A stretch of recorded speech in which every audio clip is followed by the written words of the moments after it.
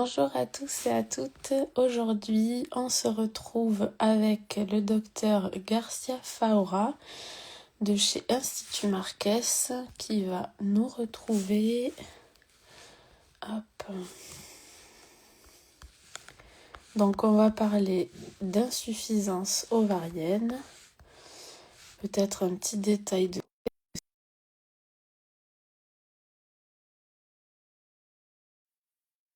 de qu'est-ce qu'on peut faire aujourd'hui pour améliorer ses chances avec ses propres ovocytes. Hop. Est-ce que ça marche? C'est bon. Accepter. Bonjour, c'est bon, ça marche. Bonjour, comment ça va? Ça va bien? Ça va et toi? Mais très bien, déjà fini les consultations et prête voilà, à y C'est ça. aller et partager. Et partager. Parfait. Donc, du coup, aujourd'hui, on parle d'insuffisance ovarienne. La grande question auquel on va essayer, ou plus toi au niveau médical, c'est à partir de... Enfin, là, la grande question, c'était après 45 ans. Du coup, peut-être si tu peux dire un peu par étape, pour ceux qui ont 38, 42 et plus de 45, par exemple, de dire ben, aujourd'hui qu'est-ce qui peut être proposé et est-ce qu'on est obligé de suite de dire on va vers le don ou est-ce qu'il y a des solutions? Bien sûr, je pense que c'est quelque chose que moi je vois régulièrement, c'est vraiment le profil non, de patientes que je vois. Parfois déjà des patientes, et moi je pense toujours qu'il faut faire attention à la partie médicale, mais aussi de bien accompagner le côté émotionnel. Oui. Voilà, pas seulement multitraité, épuisé, non? Épuisé physiquement, épuisé émotionnellement, et de dire personnaliser, c'est très important, de faire attention aux besoins, vraiment aux besoins, au parcours de chacune des patientes. Et même s'il y a des patients qu'on pourrait encore essayer de réussir, c'est des patients qui disent Alex, je suis épuisé, non, je n'en peux plus, je les marre des stimulations, des piqûres, des ponctions. Alors, on peut expliquer de la partie strictement médicale qu'est-ce qu'on peut proposer, mais d'avance de dire je vous écoute. Non, ça, je pense, c'est très très important. Et même deux patientes qui sont dans les mêmes conditions, les mêmes critères médicaux, on prendra des décisions qui sont différentes selon son état émotionnel, son parcours, son épuisement. Du point de vue de suffisance ovarienne ou de la faible réserve ovarienne, je pense aussi que c'est très important de ne pas angoisser les patientes parce que parfois on dit voilà, mon hormone antimullérienne est basse, c'est quoi l'impact, non? Et il y a des patients qui pensent que cette AMH basse va réduire les possibilités de conception naturelle et en liaison à une ménopause précoce, et pas du tout. Ça, vraiment, je pense aussi qu'il faut Mm. être très très clair que l'ovaire a deux fonctions. L'une, celle de production d'ovules, et l'autre, la production hormonale. Bien sûr, quand une patiente est ménopausée, tous les deux sont annulés, celle de Oui. production hormonale et celle de production d'ovules, mais pas à l'inverse. Alors, il y a des patientes qui ont une très faible production d'ovules, mais qui auront tout aussi que pour des patientes très jeunes, jusqu'à 25 ans. Ah, ça a coupé. Oui, ça coupe un peu, c'est bon là. Ça coupe un peu. Mais de leur dire que, spécialement pour les patientes le plus jeunes, jusqu'à 35 ans, même si la réserve ovarienne est très très basse, il y a une hormone antimullérienne à 0,3 ou à 0,5, ça n'a aucun impact sur les possibilités de grossesse en conception naturelle. Alors une Mm. patiente à 35 ans qui a une AMH à 3 ou à 0,3 et qu'elle est bien réglée et qu'elle est régulière, vraiment les possibilités de fécondation naturelle, d'accroche et de grossesse est pareil que celle qui a une hormone antimullérienne complètement normale. D'insuffisance ovarienne, normalement, on veut parler de la partie de la production d'ovules qui devient très très faible, Et bosse. Mm. précocement. Et aussi, là, c'est très important de dire, c'est que la quantité d'ovules, ou liées à l'âge aussi. Alors, on Mm. sait bien qu'à partir de 42, 43 ans, c'est normal qu'on a une faible réserve ovarienne, c'est la nature. C'est exceptionnel qu'on ait des patientes à 44 ans qui aient une réserve ovarienne hyper élevée, ça existe, c'est rare. Mais bien sûr, pour des patientes plus jeunes, à 35 ans, on n'espère pas une faible réserve ovarienne. La production d'ovules et la réserve d'ovules devraient être complètement normales. Alors, c'est pourquoi il n'y a pas une réponse standard pour toutes les patientes qui ont Mm. une faible réserve ovarienne. Pour les plus jeunes, normalement, je suis vraiment optimiste. Jusqu'à 38 ans, même s'il y a une faible réserve ovarienne, il y a des stratégies comme la double stimulation, il y a des stratégies comme l'imprégnation d'œstrogène avant du protocole qui nous aident à baisser la FSH et avoir une réponse acceptable dans ses limites. Parce que s'ils ont un comptage à 5, on n'aura pas des ovules. Ça, c'est clair, c'est évident, c'est le maximum qu'on pourra te prélever. Mais il y a des stratégies qui peuvent nous aider à enchaîner des tentatives, à cumuler des ovules et finalement augmenter ses chances ou ses possibilités. Et dans ce groupe jusqu'à 38 ans, vraiment, les résultats sont très positifs. Et je leur dis toujours, moi, je préfère un ovule de 35 ans qu'aux 20 ovules de 45. Non. Mm. Et la qualité de ces embryons, le taux de normalité de ces embryons est encore très élevé. Et voilà, même si on ne peut pas le garantir, c'est un groupe de patientes où ça vaut la peine d'essayer, ça vaut la peine d'y aller. À partir de 40 ans, ça devient un peu plus compliqué. C'est pas seulement la quantité d'ovules. Là, on va ajouter le taux d'anormalité chromosomique dans les ovules. On ne peut pas le changer. Il n'y a aucun traitement qui puisse changer les chromosomes dans Mm. les ovules. Et même si on sait que les hommes vont produire des millions et millions de spermatozoïdes tous les jours, mais les femmes vont arrêter la production d'ovules dans son étape embryonnaire. Alors, à partir de la naissance, et même avant, comme embryon, on arrête la production d'ovules et ces ovules vont vieillir, ces cellules vont pas se diviser, vont rester là et vont vieillir et accumuler des problèmes chromosomiques autant que Oui, le temps passe. jusqu'à désir d'enfant. Alors, on sait qu'à 35 ans, ce taux d'anormalité est de 50%. Pas mal, hein, c'est déjà énorme de dire la moitié des ovules seront anormaux à 35 ans. On considère très jeune, non, 35 ans. À 38 ans, ça monte déjà à 75% d'anormalité. Et à partir de 42, 43 ans, ben, on s'approche de 90, 95% d'anormalité.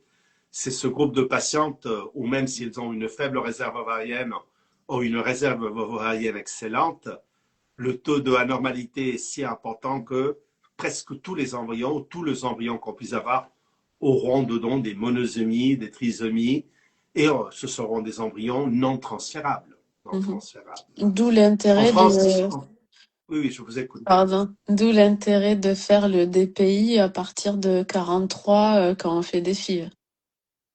Nous, normalement, on conseille déjà à partir de 38. Je Ok. vous disais, 38, on espère un embryon normal tous les 4. Alors, si Mhm. on a 4 blastocystes et on les transfère un après l'autre, il y aura 3 tentatives inutiles. Il y aura 3 tentatives d'embryons que eux-mêmes n'ont aucune possibilité d'accroche ou qui Mhm. vont nous amener à des fausses couches à répétition. C'est pas obligé. Mais, bien sûr, pour ces patientes qui n'ont jamais eu une fausse couche, elles me disent, Alex, bon, voilà, si j'ai une fausse couche, après je transfère un autre embryon. Mais pour des patientes qui ont déjà subi des fausses couches à répétition, c'est important. Et la majorité de patientes me disent, Alex, je suis déjà épuisé, j'ai eu déjà un long parcours, je ne veux pas faire des tentatives inutiles, du temps perdu, si on se déplace, mais de l'argent perdu, et un faux espoir, des embryons qui ne vont rien donner. Alors l'avantage, c'est qu'en Espagne, on a le droit de tester les embryons, ce qui malheureusement est interdit en France, on n'a pas le droit. Et sur une patiente de 38 ou 40 ans, si j'ai 4 ou 5 blastocystes, je sais bien que dans ce groupe d'embryons, il y en aura un ou deux maximum qui ont une possibilité de naissance. Alors, on évite vraiment de faire des traitements inutiles, on évite du temps et des fausses couches non, qui décalent finalement celle qui est la grossesse qui va donner la naissance, et on réduit ce qu'on appelle le temps à la naissance. Non, si je transfère que ces embryons qui vont donner une naissance, et on évite des cycles inutiles, des fausses couches qu'on aurait pu éviter, et on évite la perte de tous ces mois et de l'énergie, de l'espoir, et bien sûr l'impact que ces échecs et ces fausses couches auront. Et on fait qui ont vraiment une utilité d'accroche et de naissance.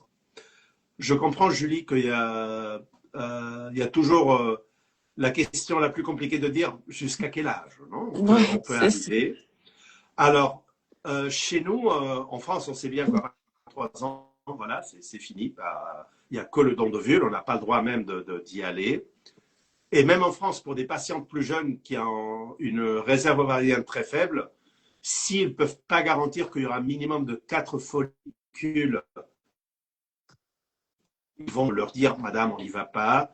Voilà. Non, alors, heureusement, on a le droit de programmer une patiente qui a qu'un seul follicule ou deux, en sachant bien sûr que voilà, on va réduire aussi les possibilités.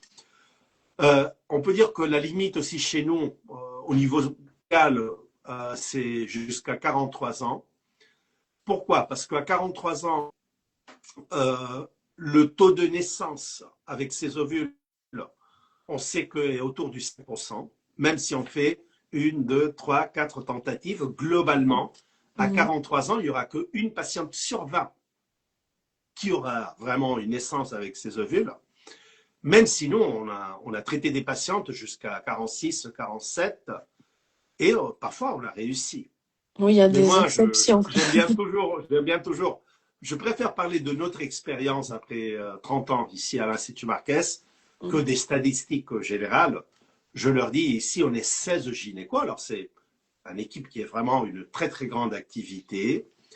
43 ans, 5% de naissance. 44 ans, je ne peux pas parler de pourcentage parce qu'en 25 ans, j'ai eu que 2 patientes, pas 2%, 2, où j'ai trouvé un embryon normal qui a donné une naissance. C'était en 2024 que j'ai eu ma première patiente à 45, une patiente à 45 après 25 ans, où j'ai trouvé un embryon normal qui a donné une naissance. Et ça a été l'année dernière qu'il y a une patiente qui m'a convaincu à 46 de me dire Alex, je veux essayer, je veux y aller, etc. Et après bon, des centaines de patientes à 46 qu'on avait bien, j'ai eu ma première patiente qui a réussi à trouver un embryon normal à 46. Mais ça, on peut dire ce sont des petits miracles. On ne peut pas dire que c'est dû à l'expertise, à la technologie. Non, c'est les patientes qui m'ont appris que c'est possible, c'est faisable. Jusqu'à l'année dernière, ma limite était 44, puis 45, puis 46. Quand même, à partir de 44 ans, moi, je leur propose toujours de prévoir un don d'ovule, de ne pas focaliser que sur la FIV. Et par exemple, c'est pourquoi chez nous, pour ce groupe de patientes plus âgées à partir de 43, 44, on va toujours proposer un programme mixé et un programme complet de dons pour réduire au minimum les frais, non, pour réduire au minimum les coûts et de savoir que probablement le traitement à 45 ans va échouer. On est presque sûr que ça va pas fonctionner. Mais il y a des patients qui en ont besoin, non, qui ont encore besoin de cette de ne pas prendre ces ovules, et volontiers de les accompagner, toujours en étant honnête et clair que les possibilités. Bon, il y a des patients qui disent Alex, si tu as eu un petit miracle, moi je serai le deuxième, volontiers d'être là et de les accompagner, mais toujours sur l'idée d'un programme complet qui va donner la naissance. Non, et si on n'y arrive pas du côté de la FIV, dans le programme, c'est que de la partie du don, on va y arriver et on va donner une naissance. D'accord? Oui, c'est de dire qu'on met toutes les chances de notre côté, même si on fait cette dernière tentative. On s'est dit, bon, ben, je suis allée jusqu'au bout de ce que je pouvais faire. Maintenant, je passe aux dents et je suis sûre d'arriver à mon objectif de grossesse. Oui. La majorité de patientes pensent à présent, aujourd'hui, à la grossesse et l'accouchement. Moi, après 25 ans, j'ai vu aussi ce qui se passe 3 ans plus tard, 5 ans plus tard, 10 ans plus tard.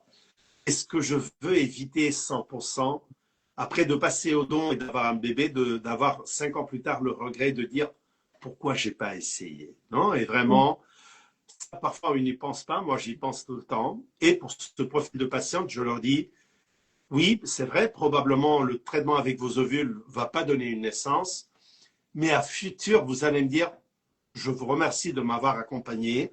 Ça fait du bien moi-même de vérifier que Mm. au maximum de technologie, au maximum d'expertise, en optimisant l'hygiène de vie et voilà tout ce que heureusement on peut faire aussi du côté de supplémentation et du côté de chez vous, Julie, je pense que c'est l'idéal et ces patients me disent ça fait du bien, maintenant je suis prête, non? Et Mm. j'accepte bien de passer au don.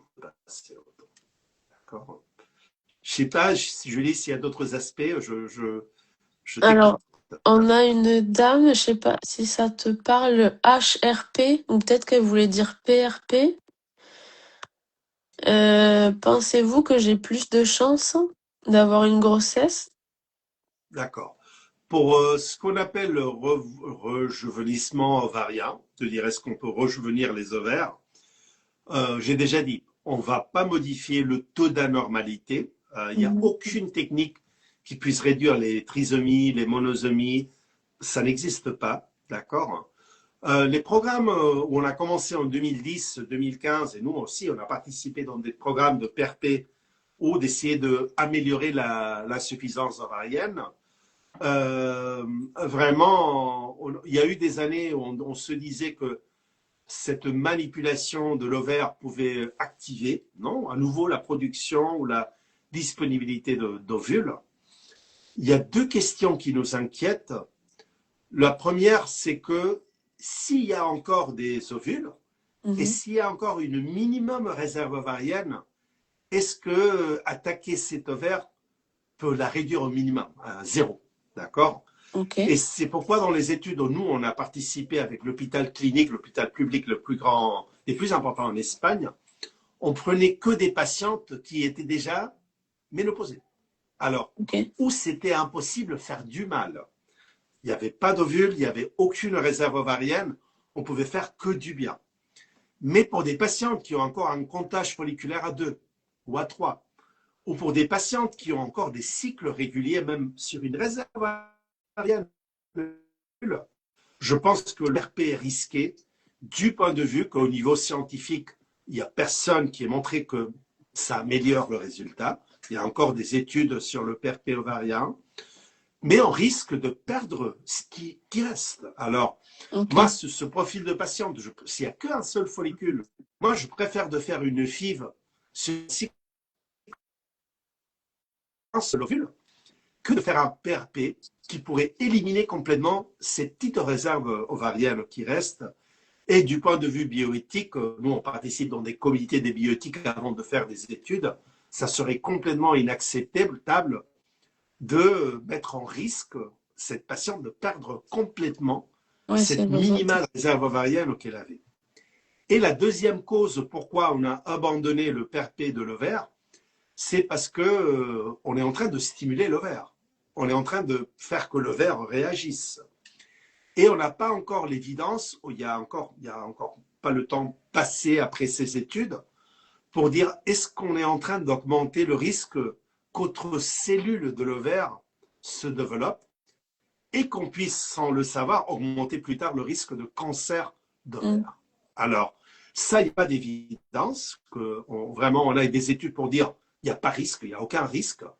Et bien sûr, vous savez bien que le cancer d'ovaire, c'est un cancer qui n'a pas de prévention, qui n'a pas de diagnostic précoce et qui est très grave. Non, voilà, c'est un cancer, rapidement dire, qui tue. Non, c'est un cancer très agressif. Alors, si on n'est pas sûr qu'on est en train de faire le bien, de faire un bénéfice, et on n'a encore pas l'évidence qu'à futur, Ça ce aide. groupe de patientes Mm. ont un risque plus élevé ou pas d'un cancer qui est hyper agressif, ici chez nous, on a abandonné complètement le PRP ou les techniques de rejeunissement des ovaires Mm. parce qu'on ne voit pas le bénéfice. Et moi, bon, vous savez bien que moi, je travaille en oncologie et je ne peux pas faire du Ouais. mal, non? Je peux pas être le responsable Ouais. de faire du mal. D'accord? Donc aujourd'hui, c'est plus risqué que bénéfique. On ne sait pas. On ne sait pas, Ou mais pas trop? moi, au On niveau prend pas le de risque. bioéthique, je ne peux Oui. pas prendre ces risques en place des patientes. Je peux pas. Mm. Je veux pas prendre ces risques, justement. S'il y a pas, je ne sais pas s'il y a d'autres questions, Julie. Non, pour l'instant, je n'en vois pas. Puis, si tu veux, on peut parler un peu des stratégies comme la double stimulation Mhm. pour expliquer Peut-être un peu aux expliquer patients. la double et la duale, parce que souvent ils se confondent entre les Mhm, deux. oui. Alors, bien sûr, à chaque stimulation, on va arriver à une quantité d'ovules selon la réserve ovarienne. Sur un comptage entre 0 et 5, je disais le maximum qu'on aura sur une stimulation, c'est entre 0 et 5. Non, c'est évident qu'il n'y a aucune qui puisse en donner 10. D'accord. Mhm. Alors, en France, malheureusement, on n'a pas le droit d'enchaîner des tentatives du point de vue de l'équité du système français, où on essaye de faire un transfert après chaque stimulation, parce que Mhm. c'est ça ce qui compte, non, dans les 4 tentatives, non, qui sont remboursées ou validées par la Sécu.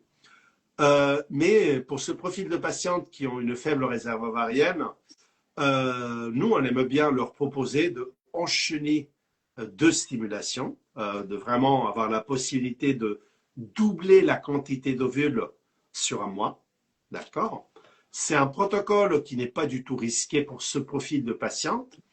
Le risque le plus important serait l'hyperstimulation ovarienne, mais Oui, vu là, que c'est pas le cas. j'aimerais bien les mettre en risque d'hyperstimulation et prélever 20 ovules, mais justement, vu que ce sont des patients qui vont prélever 1, 2, 3, 4 ovules, ces risque est nul et on peut y aller sans problème. C'est un protocole où il faut bien sûr faire 2 déplacements à la clinique pour faire 2 ponctions. Les protocoles, on peut réduire au minimum, essayer de réduire au minimum les piqûres parce que c'est un traitement de 4 semaines, c'est un traitement assez prolongé.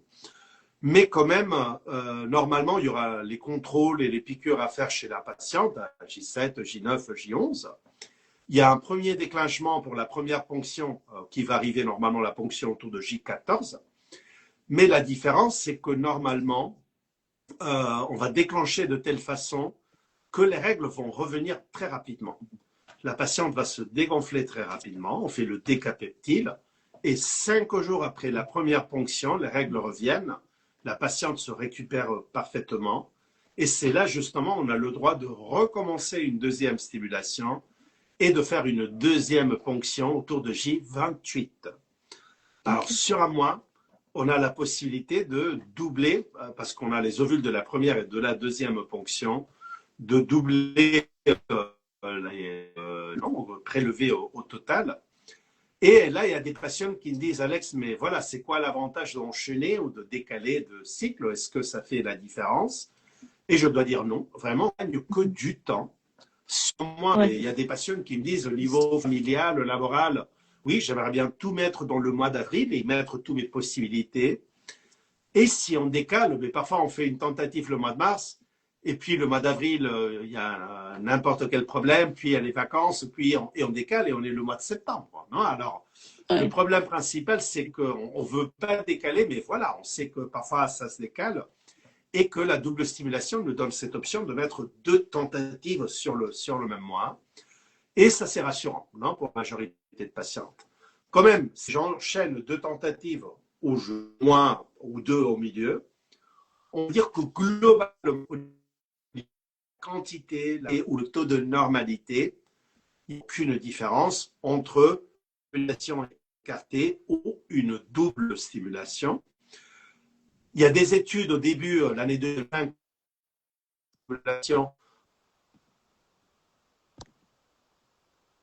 on ajoute un ovule ou 2 supplémentaires. 10 ans plus tard, on a vu que pas du tout, que vraiment, c'est pas ça le bénéfice. Vraiment, l'intérêt, c'est de tout mettre sur un mois. Et sur ce mois-là, vraiment de doubler la quantité d'ovules ou d'embryons qu'on puisse avoir après ce protocole. Mais dans ce Il y a aussi des... protocole, tu fais Oui, des embryons de suite après la première ponction ou tout à la fin? oui. Normalement, on fait De suite si après. possible, de faire un sperme frais. on fait la culture sur la première, on fait la culture sur la deuxième et on congèle tous les embryons qu'on puisse avoir. C'est mieux de pas congeler les ovocytes, on est d'accord. Oui, on peut dire que maintenant le taux de survie d'un blastocyste de bonne qualité s'approche au 98-99%, alors presque 100%. Le taux de survie des ovules s'est énormément amélioré. On est autour du 85% de survie des ovules intacts après la congélation. Mais ce n'est pas seulement les chiffres. Vraiment, ce qui fait la différence, c'est les informations qu'on a sur le premier protocole. Quand on a des ovules, on a des ovules. Mais on ne sait jamais si ces ovules vont donner, qu'est-ce qu'ils vont donner.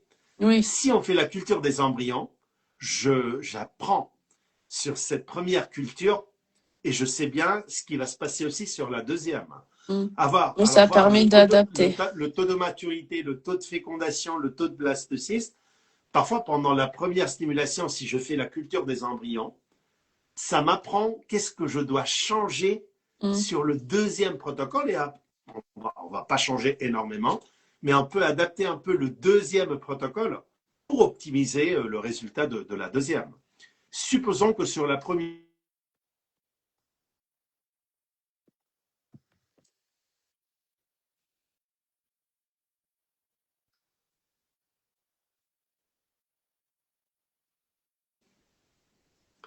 là, vous m'entendez? C'est bon, oui.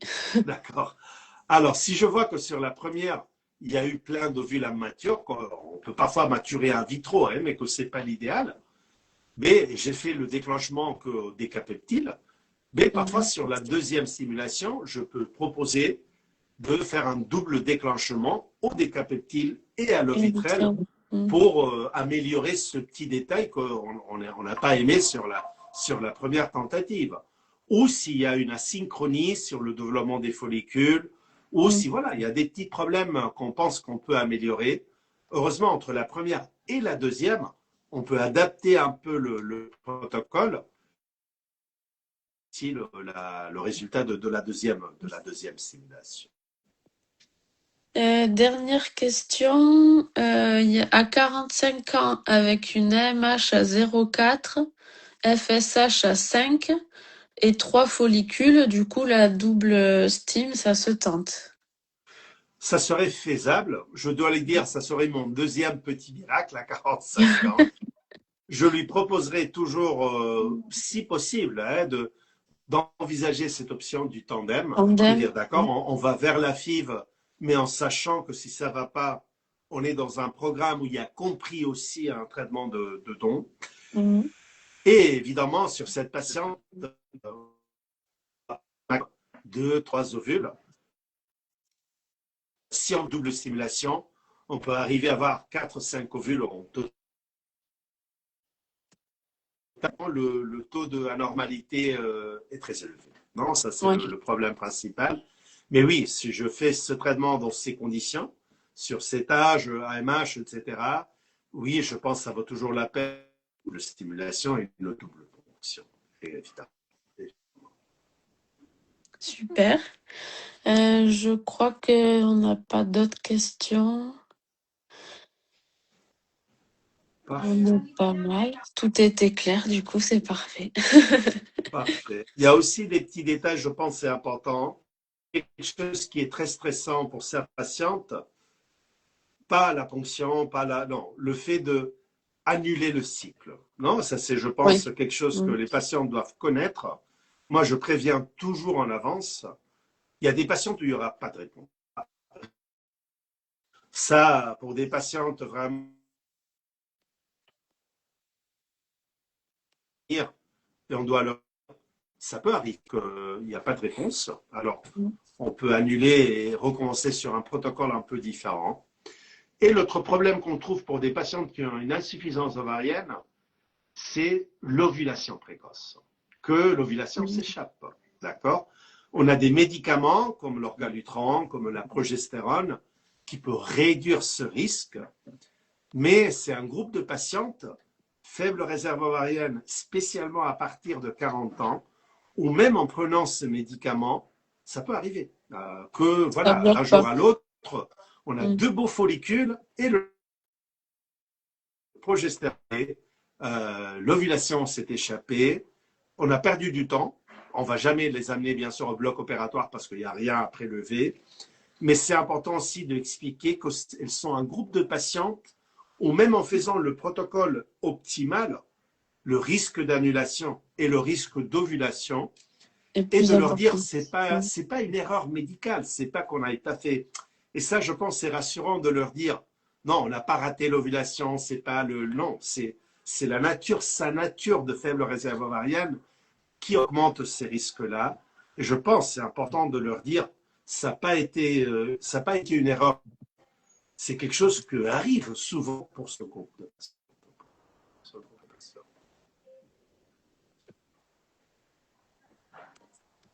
Parfait, merci pour les infos. Très bien. Je crois que tu avais une demi-heure, donc on va peut-être pas prendre trop de temps.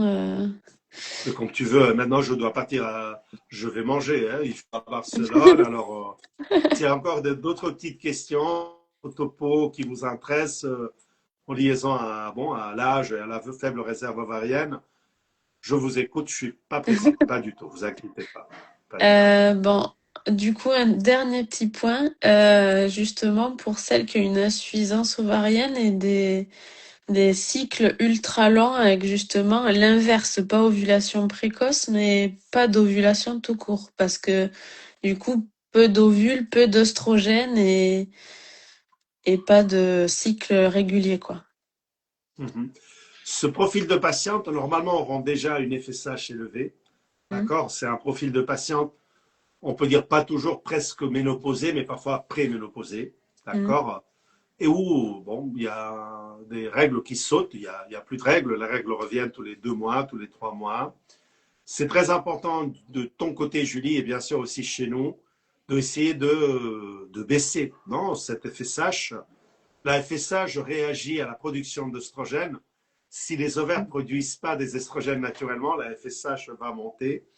Et vu que la FSH, c'est le médicament qu'on donne pour stimuler les ovaires, si la FSH est élevée et je donne de la Oui, FSH ça va pas sur cette marcher. FSH élevée, les ovaires vont dire, mais et quoi, moi, je suis déjà stimulé et je ne vais pas répondre.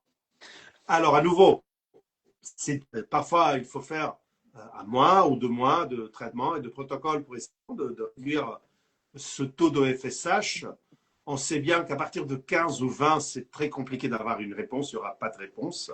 Mm. Euh, Pas besoin d'avoir une FSH, ça, on ne va pas y arriver. Mais si on arrive à une FSH au-dessous de 10, on arrive à 7 ou à 8 ou à 5, parfois ça peut nous aider à déclencher un protocole et stimuler ce qui reste non, dans les ovaires. Alors, ce profil de patiente, il faut aussi y faire attention, vérifier le taux de FSH en nature. Mm. Si le taux de FSH est élevé, essayer de le réduire. Et voilà, c'est aussi un profil de patiente où parfois, même si on réduit la FSH, parfois elles vont à la ménopause, alors il y aura aucune possibilité. Mais oui, oui, c'est un profil de patiente à y faire très très attention aussi. Complètement d'accord. Parfait. Bon, ben, je pense pas qu'il y ait d'autres questions. Ça c'est bon. Non, on est tout bon. Je sais pas si ça bug. Allô. Oui, j'entends. C'est Oui, bon, oui, c'est revenu. oui. Du coup, c'est bon pour moi. Il n'y avait pas d'autres points en particulier. Parfait. Très Je bien. te remercie pour le temps accordé. Mais bien sûr. Merci, Julie, et à toi et de l'accompagnement de tes patients qui est toujours super. Alors, je te remercie énormément aussi de l'aide, non, de l'accompagnement de ton côté. Je pense que ça nous aide énormément, énormément. Oui, c'est hyper important d'être plus en collaboration qu'en opposition. Ça marche mieux. Bien sûr, bien sûr. Très bien. Mais, Merci beaucoup. pour l'instant, mes meilleurs voeux pour tous les patients qui sont là aujourd'hui pour cette année et de savoir que nous, on est là voilà, pour vous accompagner, pour vous aider et de nous recontacter, bien sûr, si vous avez besoin.